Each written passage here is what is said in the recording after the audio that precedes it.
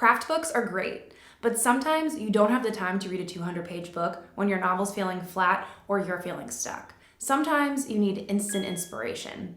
Writing tools that are fast, clear, and actually help you move forward in the moment. And that's what this video is, a list of 1-minute writing fixes I come back to again and again whenever I need a boost. I'm gonna share how to get your writing flowing, how to deepen your scenes, how to strengthen your characters, and some mindset shifts that will keep you in the chair. Let's get into it.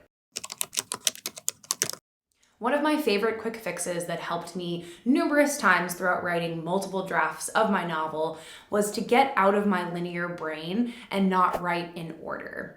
So if you're drafting your novel right now, that could look like following your excitement. Just write the scenes that you think will be the most interesting, that you love to daydream about, that you think will be the most fun, no matter what order they appear in your draft. If you do that, your draft will end up being basically a series of islands that can anchor you throughout the draft, and then the rest of your writing can be building those bridges to connect each island. And by doing that, you will end up with a full draft that doesn't feel like so much of a slog because you were always just following what you wanted to write and what was exciting about starting this book in the first place. This can also apply if you're in the middle of revising. You've already written these scenes, you've already written a draft. And if you're still feeling stuck and you need that quick shakeup, edit your scene from the end of it to the beginning, sort of a reverse edit. Remember, there are no rules here. This is your draft. I had so much success doing it this way, especially when you're writing the same scene over and over or drafts over and over. Shake things up and get out of your linear brain. We've all had these moments in a conversation where the topic ends and there's that awkward pause that no one quite knows how to fill. That can happen in your writing too.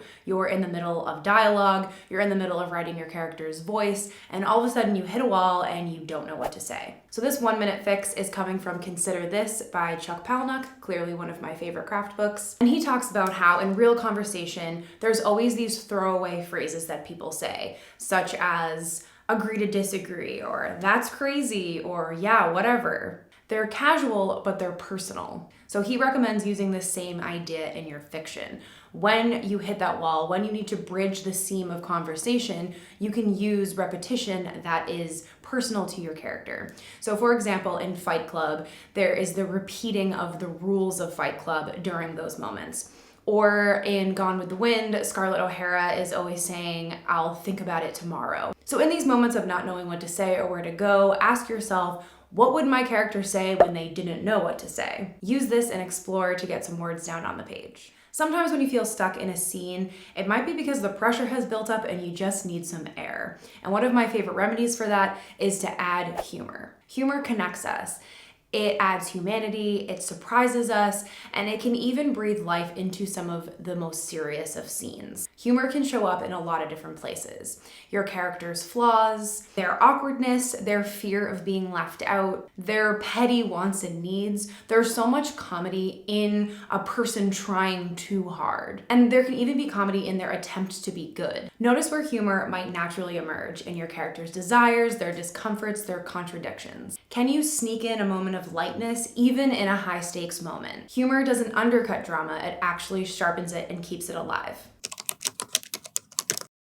If your scene is feeling flat, zoom in. Sit with your character right where they are and engage in all 5 senses. What are they hearing? What are they smelling? What's under their fingertips or maybe stuck in their throat? And while it might feel uncomfortable to slow down like this, oftentimes that discomfort is showing us when we're getting closer to something deeper or something real. So don't rush through, stay with it. This kind of sensory detail not only adds so much to your scene, but it can also show you the parts that you might have skipped otherwise. To continue to deepen your scenes, this is a question I love to come back to. When you're closing that scene or a chapter of your book, ask yourself what changed. Was it a feeling, a decision, a power dynamic? If you want to progress the plot of your novel, you need discoveries, you need complications, you need resolutions and reversals. So does your scene have at least one of those things? And if you're wrapping up a chapter, does it end with a dead end? or does it end with a doorway? I think the image of a doorway is so powerful. A doorway is more questions and curiosity, things that your reader is going to need to keep turning the page. And I think it's things that you as the writer need as well to continue to have that momentum to go back to your book and to continue writing it. We all want to make our protagonist feel more real, and the best way to do that is to give her flaws, fears, and secrets, things that even she doesn't want to admit to herself. We all have them, which is why flawed characters resonate so deeply with readers. So here is an exercise I love and I come back to often. Tack up a list near your writing space of flaws you share with your protagonist and add to it as you go.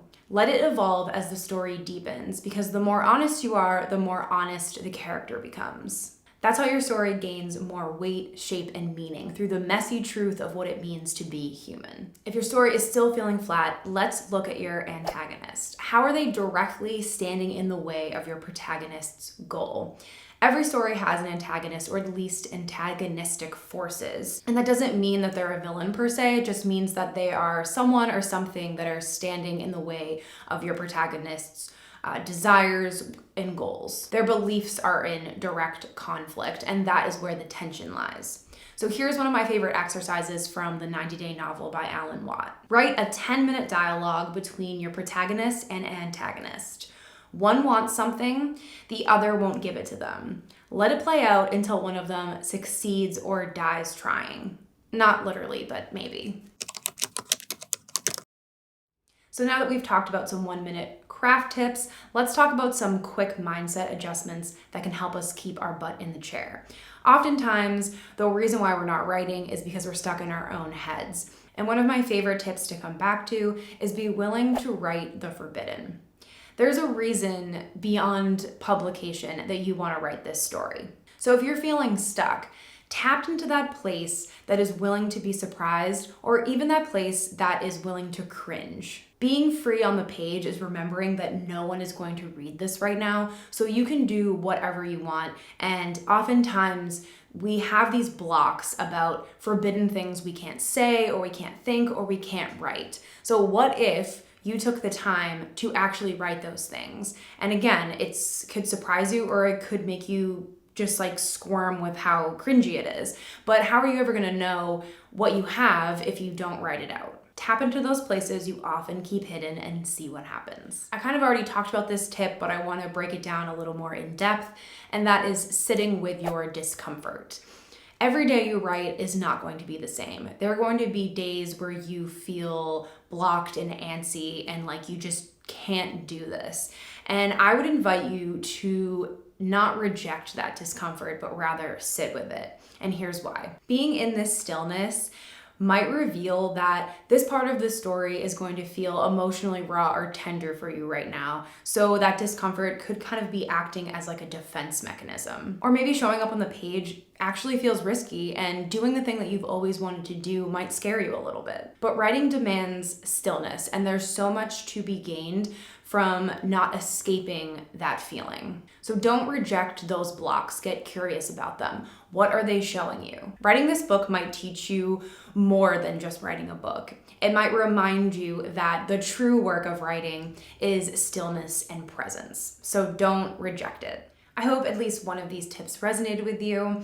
I talk about these all the time with my coaching clients, and I've seen these tools help writers overcome big blocks or have breakthrough moments, whether in their process or in their plot, and I'm sure they can do the same for you too. And if you are looking for some craft books, I put together a free one-pager with the list of the books that I actually used to write my novel and get a literary agent. You can find that through the link below. And if you're looking for some more writing and revision tips, I do have this video over here, so I hope to see you there or in my next one. Bye.